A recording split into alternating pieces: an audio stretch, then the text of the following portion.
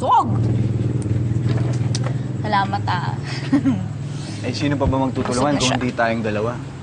Ang supporting cast sa palabas nila Brian at Trina. Tama. Alam mo, tiyaga mo rin.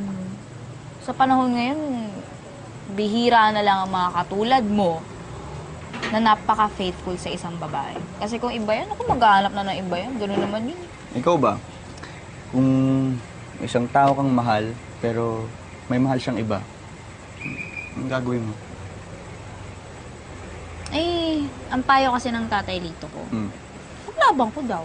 Pero minsan kasi, umpisa pa lang, alam mo lang dehado ka sa laban eh. Totoo yan. Pero syempre, itatry mo pa rin with all your might. Kaso, pagdating sa last 3 seconds, tapos 20 points pa rin yung lamang nung kalaban. Abay, mag-isip-isip ka na. Mag-move on ka na. At, paghandaan mo na lang yung susunod na laban. Para next time, ikaw na yung mananalo sa laro.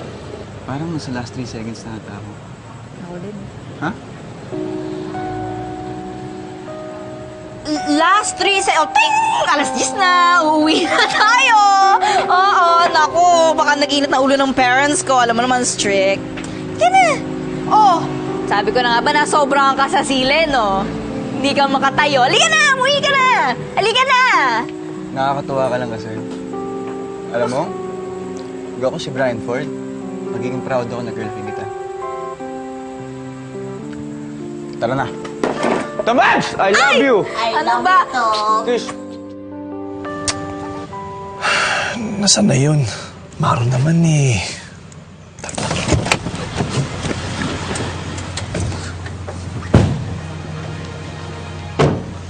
Oh, saan kayo galing?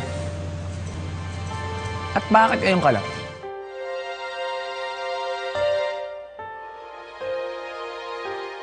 Class secretary ka ba para mag-check ng attendance? I've been waiting here for almost an hour. Hindi ko naman sinabi mag-intay ka, di ba? Saan kayo pumunta? At saan mo siya dinala? Teka nga, Brian. Hindi na to oras ng trabaho, kaya wala kang pakialam sa kung anong ginawa namin, okay? Labas ka na doon. Patrick, sige na. Umuna ka na. Ako nang bahala dito kay Secretary Brian. Good luck sa secretary mo. Ingat. Sige, salamat. Ginagawa mo dito, asan si Trina? I drove her home. Oh! Akala ko ba, hindi nyo kayang mabuhay nang magkahiwalay? Mabuti naman humihinga ka pa. Did I do something wrong? How come you sound so pissed? Hindi ba enough yung dinner na prepare ko para sa'yo just to make it up to you? Ah, para sa akin ba yun?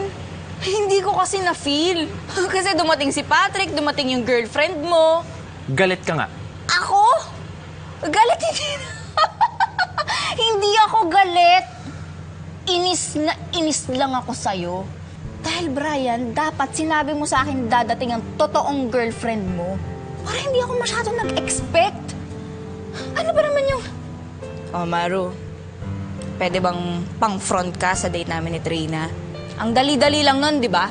Uso na text ngayon kung okay lang naman sa'yo. O kung gusto mo ipadala mo sa kalapate, makarating lang sa akin. Eh di next time. First date, Brian. May next time ba yun? Kaya nga tinawag na first date, di ba? May second first date ba? Wala! That was your first date? Oo. Hindi ko itatanggi yun. Kaya sige, magtawa ka hanggat gusto mo. Alam ko namang fake lang tong pagpapanggap nating girlfriend at boyfriend, Brian. Pero hindi mo naman siguro ikamamatay kung mag-e-effort ka ng konti para sa akin.